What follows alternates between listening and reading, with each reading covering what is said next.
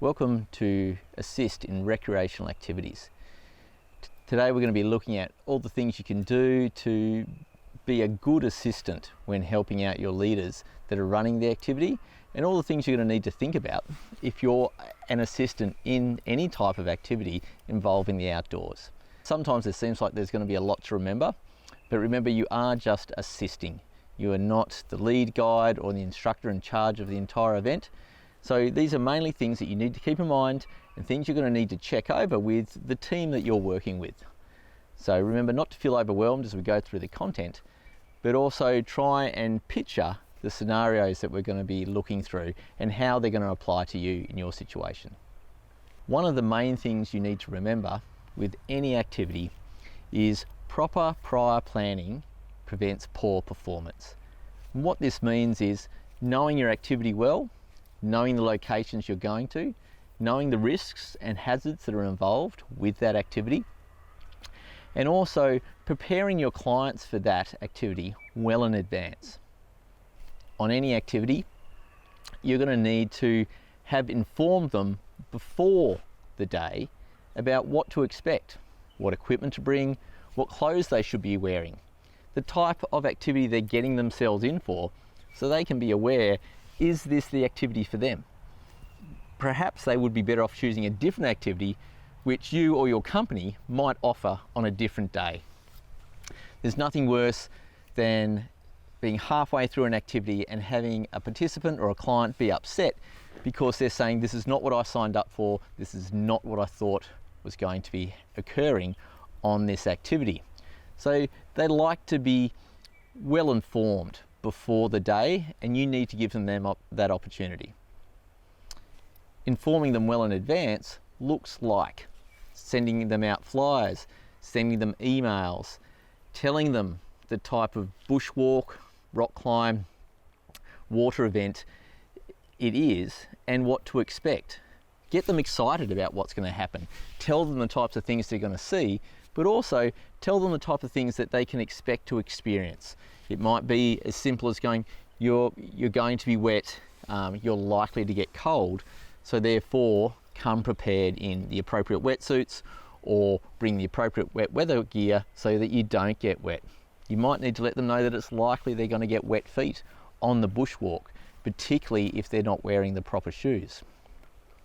So provided you've told them about the experience, not just the good bits, but also the bits that might make them feel uncomfortable, when they're there, you can remind them, yep, this is part of the activity, this is part of the experience.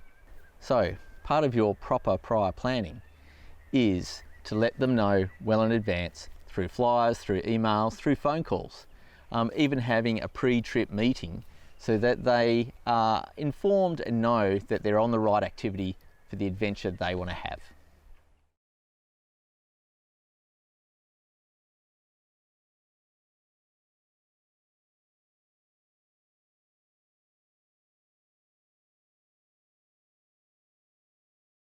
After you've properly informed your client about what to expect on your activity, you're going to need to find out some information about them.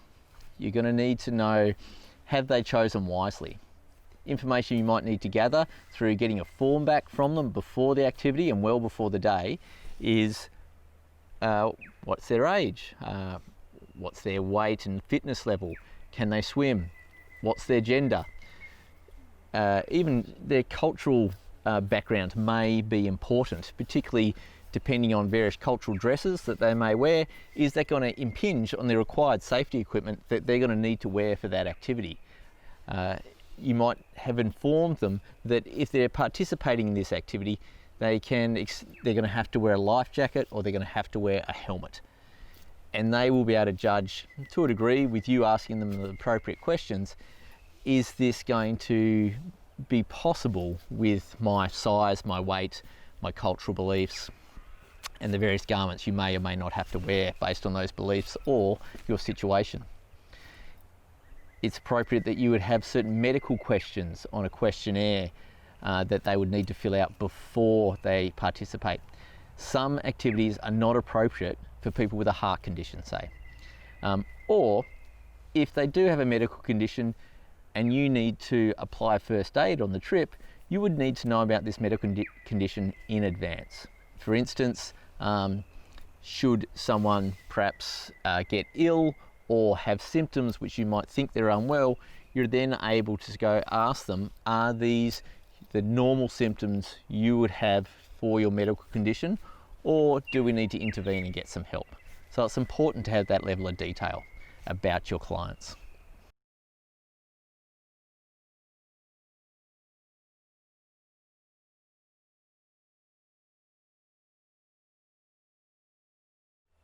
Other part of proper prior planning is know your location. Where is the nearest exit points? How long does it take to get there? Do you have mobile phone coverage? Do you need a satellite phone if you needed to phone out for some reason? Are there any facilities nearby? Are there toilets nearby? Do you need to tell your clients in advance that they're not normal domestic toilets available on site, and they need to be prepared to do either a bush wee or a bush poo, and what that entails? Okay, particularly with rafting trips and other locations, it's appropriate to have a poo tube, which is basically PVC pipe, and you would have a bag in which the client would need to do their number twos in, tie a knot in it and put it inside the poo tube and carry it out. This might put some people off your activity, and they need to know in advance that this is what's part of this activity. So you need to know, do we need to carry those sorts of things into this environment? Is it a national park? Is it a reserve? Can we light fires? And is it a fuel stove only area? And particularly if you can light fires, is it a situation where you'd have to bring wood in as part of your experience, which is a nice thing to do, to have a campfire at night if it's cold? However, you also need to think about what effect that's going to have in the local environment and the time of year. Even if you're allowed to have fires, is it going to be summertime and therefore you can't because you don't have a permit, or it's a no fire day?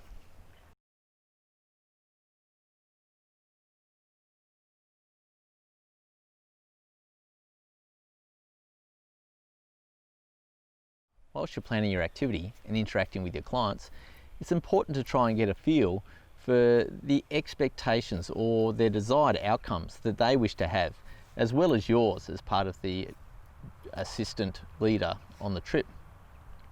They might tell you they're looking for an adventure, a challenge. This is something that's on their bucket list, a once in a lifetime opportunity for them, even if it's not for you or anyone else in the group. This may affect how they behave, their desires and what they want. Other people may tell you they're just looking for a relaxed time that's not too intense, just to be out in the wilderness and enjoy their trip. It's important to, even though you're running a similar activity, to maybe try and group members that have similar interests on similar trips, if this is at all possible for you in your situation. It tends to run for a smoother trip if you're able to do this. Something you need to consider when not only the location, but also the equipment you're bringing. How many clients do you have coming? Are they likely to bring unexpected members along saying, hey, do you mind if this person joins? Is it a situation where you need equipment that can fit a range of sizes? Or is there specialised equipment where you need to know sizes in advance? Often you'll need to be submitting paperwork to maybe government organisations or emergency services, so they know how many people you're taking on the trip, whether it's 1 day or 10 days. This information needs to be known in advance, so they actually know if something happens, what the type of situation they're responding to. So you do need to have perhaps maximum numbers and minimum numbers, and clients need to be told that in advance. Other situations where you're going to need to know this information is, how many first aid kits do you need to bring? Are you going to need to take a bus, or are you going to run the trip with a few cars and a trailer? And so having a maximum and minimum numbers is important, not only for equipment, but just also the logistics of running the trip.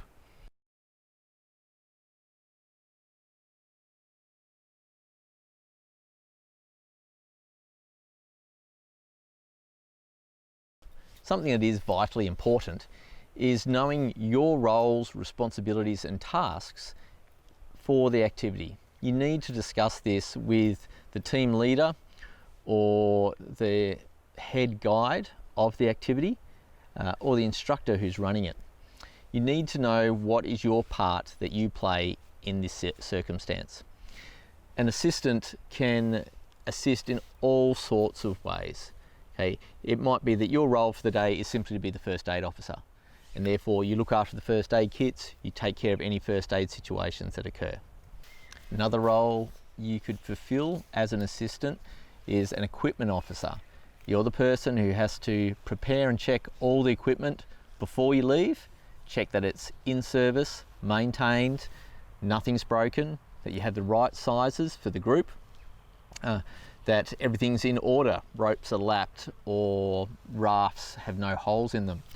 I've been in a situation before where we opened the gear shed and a client had left a muesli bar in their life jacket that we hadn't picked up when we got back and hadn't noticed, and that had attracted rats in, and we found several life jackets had been chewed to pieces, which is not something you want to find, but it's better that we found that out days before the trip so we could order new life jackets and throw those ones out, rather than opening the doors on the day of the trip and going, wow, we only have half the number of life jackets that we thought we had.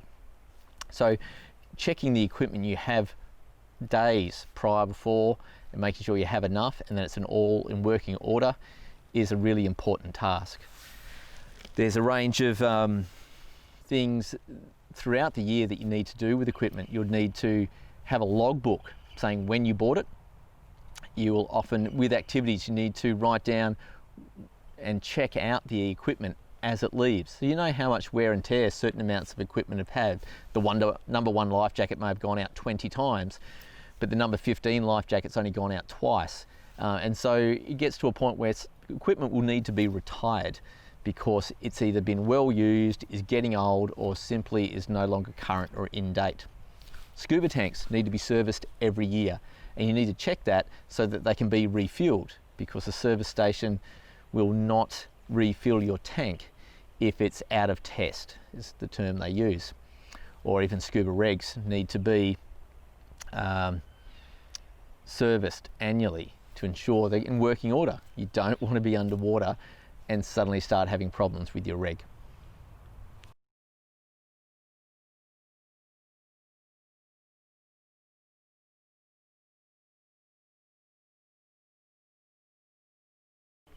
One of the other responsibilities you might be given is to supervise the clients whilst they're doing the activity. Often you would not be tasked to do anything necessarily to set up by yourself or even give briefings by yourself if you're the assistant.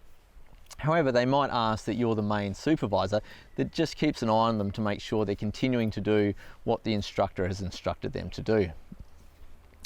This can sometimes create challenging situations where people might need to be corrected, and we'll talk about that a bit later on. But it is an important responsibility where you actually have to monitor multiple groups at the one time, and that's a challenging job in itself, but something you can be expected to do if you're an assistant guide in an outdoor rec situation.